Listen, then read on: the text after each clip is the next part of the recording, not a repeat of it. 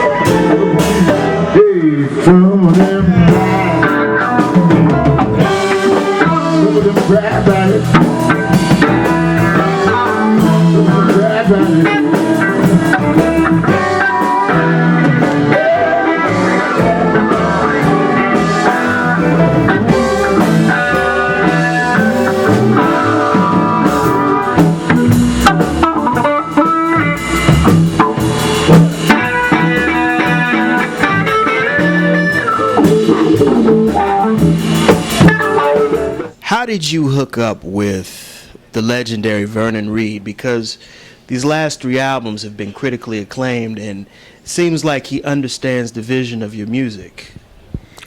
Well, Vernon Reed is the producer of the music. He produced the music.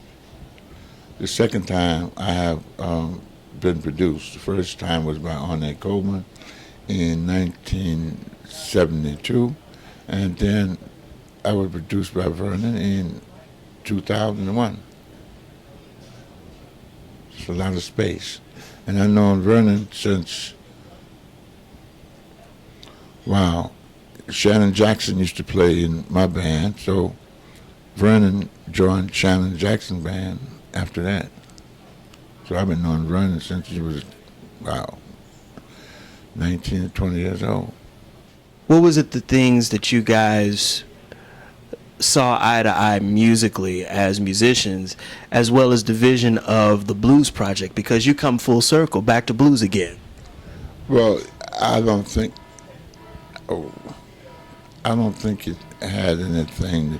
Well, Vernon had the vision that I could sing blues. I never, ever in my life ever thought about doing blues. I thought what I was doing was blues to me, but blues, as he's thinking of blues, I learned about that after we made the first record, the Memphis Blood record. Then I learned about the blues that he was talking about. And that comes from your upbringing in South Carolina. I mean, you grew up part of the whole roots music. I was brought up on gospel music. There wasn't nothing else exists at that point for me until I left South Carolina. It was gospel. And I still think I'm a gospel player. I understand that your father was the one that introduced you to gospel. You played in your father's gospel band. Yeah, I was. He started a group called the Southern Sons, and he got me and my brother and some few more friends of mine and hooked up his own gospel group, the Southern Sons. It was a great experience. So there was no kind of blues or rhythm and blues. It was strictly gospel growing up. Well, if you can imagine in the 40s, in the home where people just go to church. Yeah, I mean, we didn't have no outlet to blues. I lived in a very small village, and I always was seeing I wanted to play a saxophone. I don't know why, because a friend of mine had one, and I seen it, and I wanted to play one, but there wasn't no saxophone around. And my father had a guitar, like everyone had an instrument, some organ, guitar, whatever. So I started playing the guitar from what was in the house.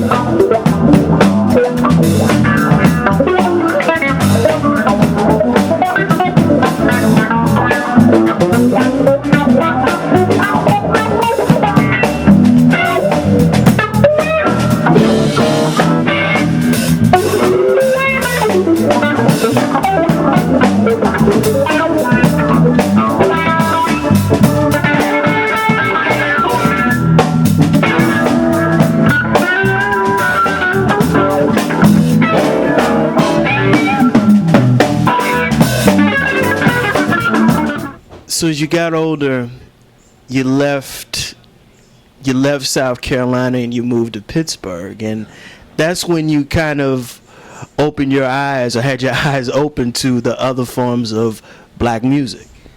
Not really.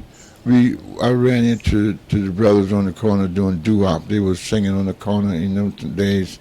The brothers were singing on the corner, and I had not decided yet that I would play music when I left South Carolina. I didn't know that I was going to really play music until my aunt told me, said, we got to get a job. I said, well, a job was a little different. So I said, what's the deal? She said, well, you guys have to pay rent. Y'all been living free all summer, so you got to pay rent. I said, well, how much is rent?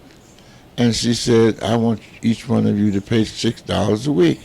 So I said, well, if I can get $6 a week without a job, would it be all right? She said, as long as you don't steal it. I said, okay.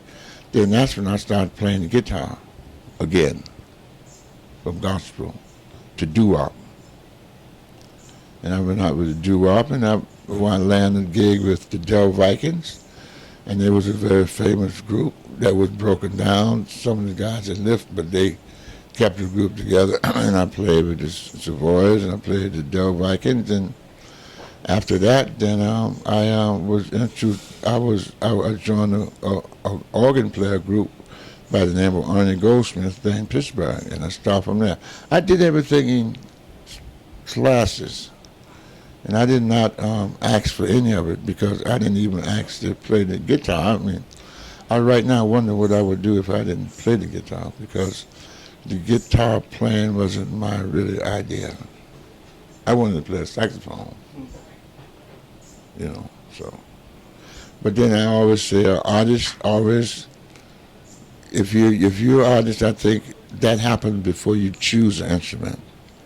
You don't have to start playing something to call yourself an artist. I think a true artist, it happens before he chooses what he's going to do, because sometimes the situation and according to who you are and where you are, you cannot even get what you want to use. So that was my case in South Carolina in the 40s. I couldn't even find the instrument that I wanted to play if I wanted to play. You had to play what was there, whether it was your instrument or not. So luckily I stuck with the guitar for all this time and never played nothing else.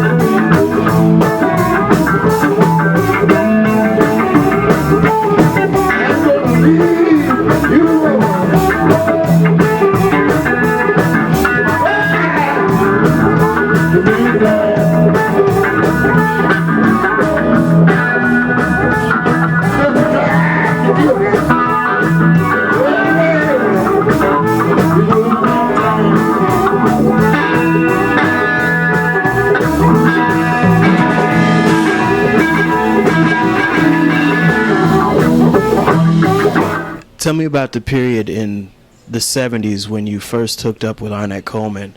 First of all, how did you guys meet, and what was the style that you created and that you enhanced while you were playing with him? Billy Higgins brought me to Ornette Coleman. I had a studio over in Brooklyn, and I used to just play with I had full hand drums, and I used to play with the children come over and play. And I used to play with Rashid Ali. Met Rashid Ali, so I was in Rashid's group for a while. But then I had that studio down there that I used to have the kids in the student neighborhood come and beat on my drums, and I would play with them. So that's where I met Billy Higgins. He came by my studio one night. He got on the drum, and then me and him started playing together. So he says, "Oh man, I'm gonna take you to see Coleman." I said, "Coleman." I never heard of Coleman before, but then he took me to Coleman's, and then that's when I got together with Coleman from Billy Higgins. In those 8 or 9 years you played with him and recorded, and he produced your very first record. What was the style that you created on the guitar? I'm not a creator. I don't create music. No. You're an innovator. I got one creator. I am not a creator. No. I'm a discoverer. I discover things that already exists. And a lot of things I discovered nobody else was doing. And still at this point, I have discovered stuff that no one is doing. But it's not that I created it. It's there all the time.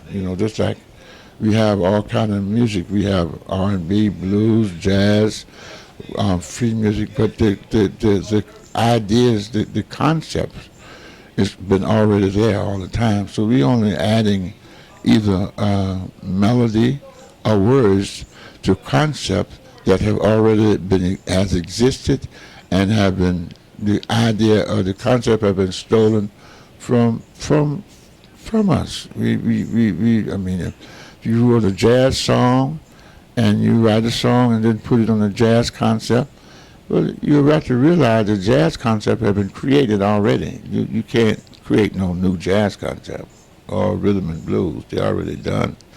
All I can do is change the words to the concept or add a new melody to it. And I don't quite call that creating. I call it discovering. Speaking of Tales, that's a landmark album within itself. After you recorded that album, I noticed that you recorded vocals after that. When did you decide that you wanted to start singing vocals on every recording afterwards? don't know if I only sing. When I started making records, I started doing after the Tales of Captain Black. I started doing a couple of songs on every record till I had enough songs to do a whole gig with just songs. That was that. There was no strategy about it. It's just that I wanted to be different. Because, you know, like most musicians, I wanted to not really copy Coleman. Because, you know, he was melodic and he was playing instrumental, so I wanted to not. But I know people. I heard that musicians have gotten killed for copying somebody. So I didn't want to be a copycat. I didn't want to copy. I wanted to do something else with melodics that I knew about with the guitar, and singing a song. I guess was a part of it. I was brought up singing songs. That's how I started off singing and playing the guitar. So it was real. It wasn't nothing strange to do.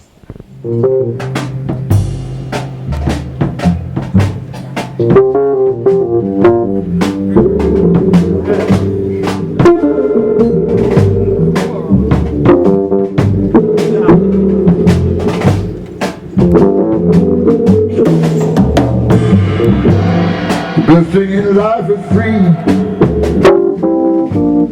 You can give it to the birds and me. I need some money.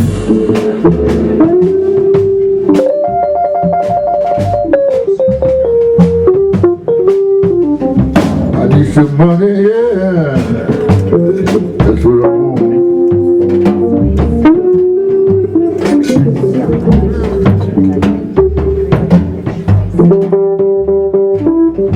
Love give me such a thrill. Love don't pay my bills. Need some money. Need some money, yeah. What I want. I need some money, honey. Need some money right away. I need some money bad. I need some money, yeah. I need some money, yeah.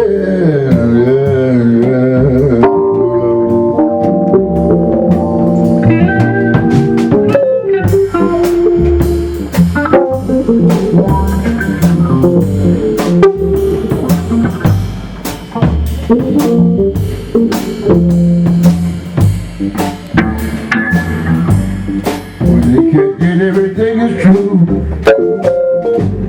What it don't buy, baby, I can't use the money. I mean, when you hear his voice, it's as if you're hearing like Muddy Waters or John Lee Hooker. He doesn't sound like them. He sounds like himself, but the sound of his voice is exactly that sound. And it's not a construct. It's not a. It's him. He's the thing itself. And so connecting him with these tunes, like, you know, it was a real gamble talking to him about it. And then it wasn't just, oh, make a blues inspired record. It's actually the repertoire. You know, like, we're gonna take on, you know, things like Death Letter. We're gonna take on things like Trouble in Mind, you know. Through the course of the records, you know, like his version of Little Red Rooster, I think is one of the definitive versions of Little Red Rooster. I mean, it stands up with, you know, the Willie Mitchell, the Willie Dixon. Willie Mitchell is Al Green, I know that. The Willie Dixon, you know, Howlin' Wolf original. I mean, it really stands up to it because he really is exactly that. I had a little red rooster, too lazy to crow for day. I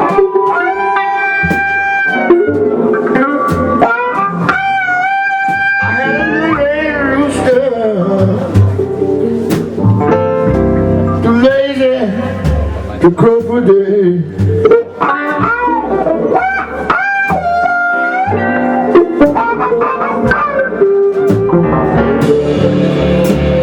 everything in the barnyard.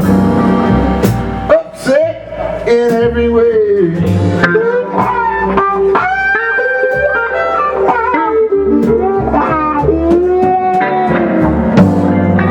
The dogs begin to bark. The hound begin to howl.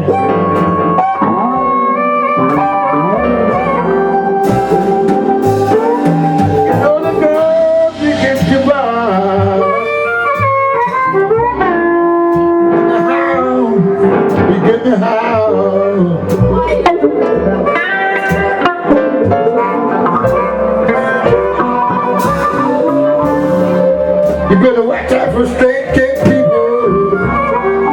Mind the red roosters on the prowl.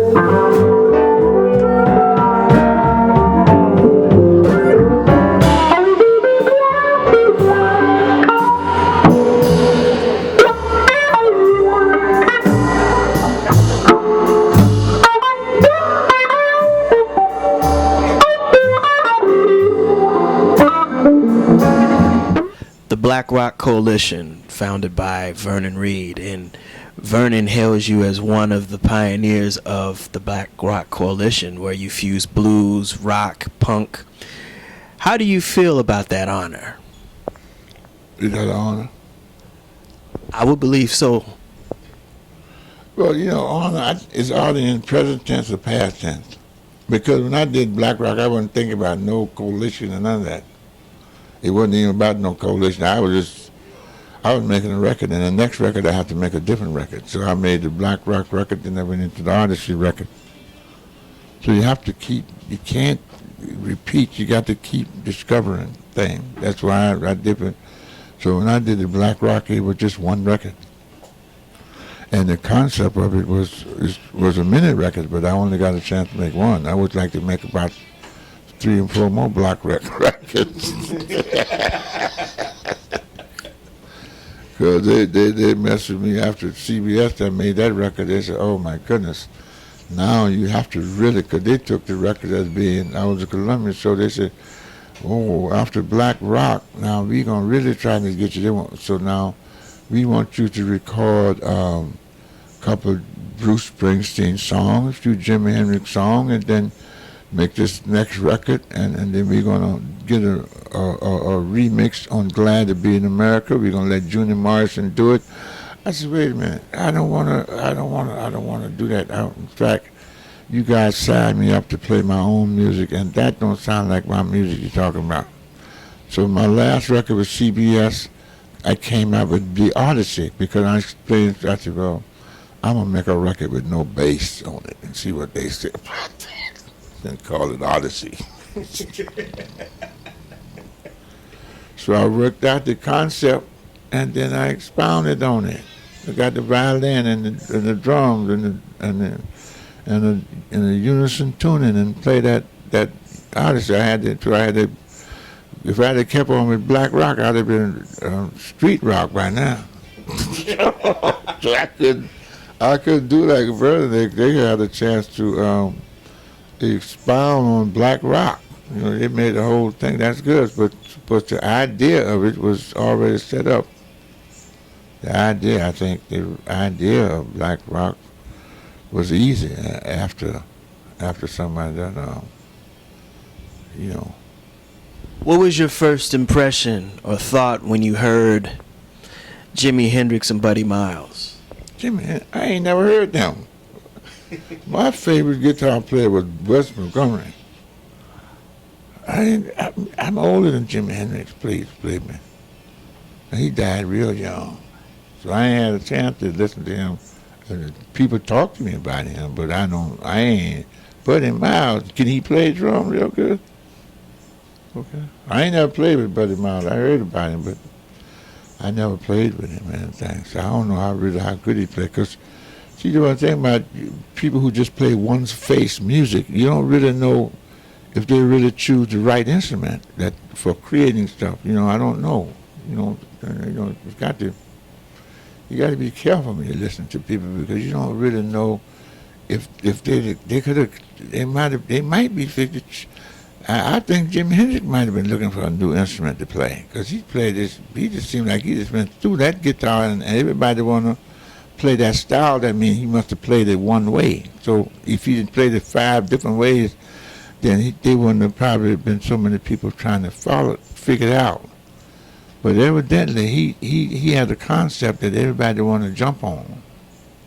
You know, so it was. I think that's why I think about that. Well, I was a Western Grumman fan myself. They didn't play Jimi Hendrix music on the radio. They used to play Jimi Hendrix late at night with the acid rock music. I was living in Detroit before I came to New York, and then I had a girlfriend who loved Jimi Hendrix. She said, I want a guitar. She said, I want to listen to a guitar player sound like you. That's who is that? That's, wait a minute. Sound like me. So she pulled out Jimi Hendrix on the, and she was a dancer, and she used to dance to that acid rock music, and they put it on at 3 or 4 o'clock in the morning. They didn't even play that music in the daytime or anything. Because that shit was wild. That was some wild music, B. Some wild music. You didn't hear that shit? Jimi Hendrix and all the other brothers who were playing music with that loudness sound, they had a hard time for people to listen to that. Somebody told me Jimi Hendrix had a problem when he went to Harlem. He was playing too loud. I don't know. I just happened to miss that part. I didn't have to deal with the Jimi Hendrix syndrome. And he didn't last long with the Isley Brothers either. Well, I know. But he had a style that everybody wanted to get rid, though. I'll tell you, but I was just had been working at it too long by that time.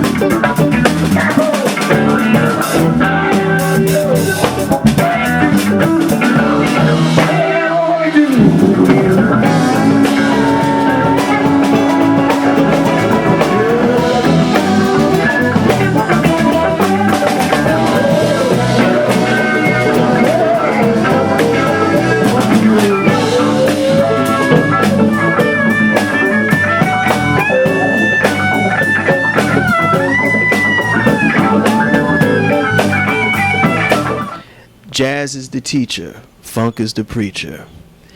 How true is that in 2011? Oh, I don't know. I'm trying to find another word. Jazz is the teacher, funk is the preacher. I thought it was a true song of the way the style of music is. Jazz, you have to go to school and you learn it, and you have to study. And a lot of brothers went to school to learn jazz, and I don't know. I think that the concept of jazz is not something that was taught, I don't think. But I never got a chance to play in that kind of, what you call jazz as the teacher type of thing. I never really. Close I got that with Joe Henderson. I played with Joe Henderson. I played with Art Blakey. Art Blakey was more jazz than anybody ever played with me. Because he could play and talk at the same time. He could talk. You know what I'm saying? But it was just a song. It was just a song. I didn't know it was going to be controversial. You know what I'm saying? That'll do it again for another edition of the Pace Report. I'm Brian Pace, reporting live here at the Jazz Standard here in New York City. I'd like to personally thank James Blood Ulmer for his time, as well as the staff and management here at the Jazz Standard. As always, please visit my website, www.thepacereport.com, for my weekly column and my past segments. Until next time, remember, if it's in the groove, it'll make you move. Till next time, peace. I had a little red rooster, too lazy to crow for day.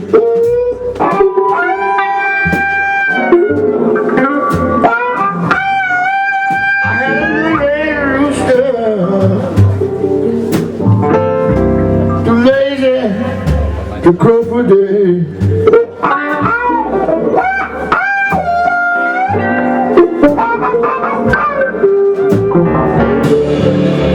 Kept everything in the barnyard.